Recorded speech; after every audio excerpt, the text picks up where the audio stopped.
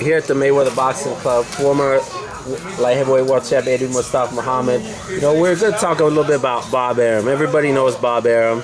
You know him very well, and I just wanted you to share some of your experiences with him.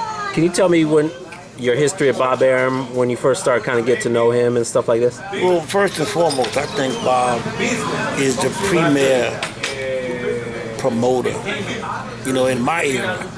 You know, between him and Don King, sometimes Don edges out Bob, and sometimes Bob edges out Don. Yeah. But at the end of the day, I got to give Bob Arum his props. He's a great promoter, and at his age, he's still promoting these great fights. And as far as my tenure with Bob, I was #1 contender to Marvin Johnson's world light heavyweight title, and Bob gave me a contract. He wanted me to sign it because he wanted me to fight Marvin under his terms.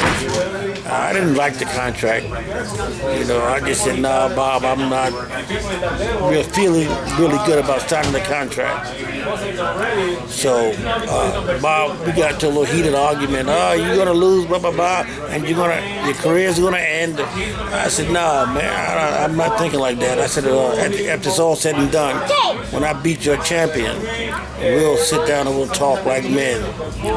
So after I knocked out his champion, he came over to me and told me to meet me in his office Monday. Yeah. And I said, "I'll be there."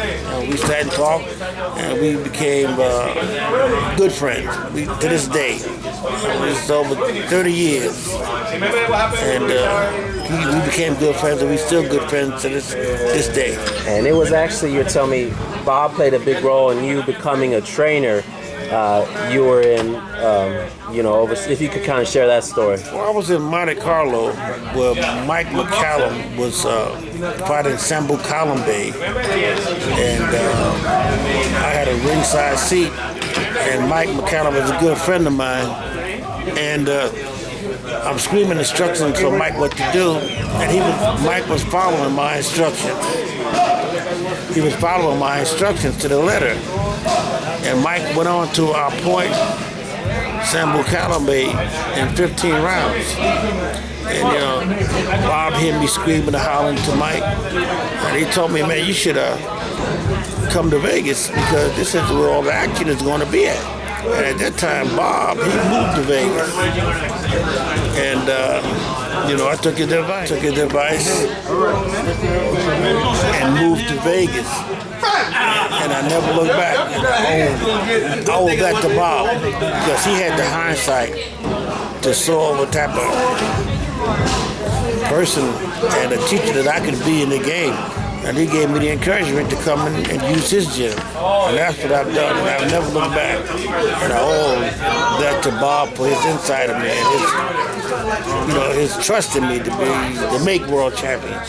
So you always kind of have us in your sense of respect for Bob Arum? Oh, the utmost, without a doubt. You know, like I said, I think Bob is a genius in his promotion toward fighters like Oscar.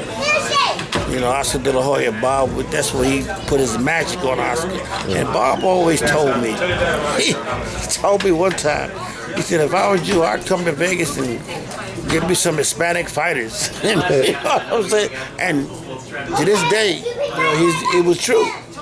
And I understood that. You know, it wasn't any racial slurs. He said, "Look, man, this market is turning. You know, it's going to be, you know, all Hispanic." And he was 100% correct. It was all Hispanic.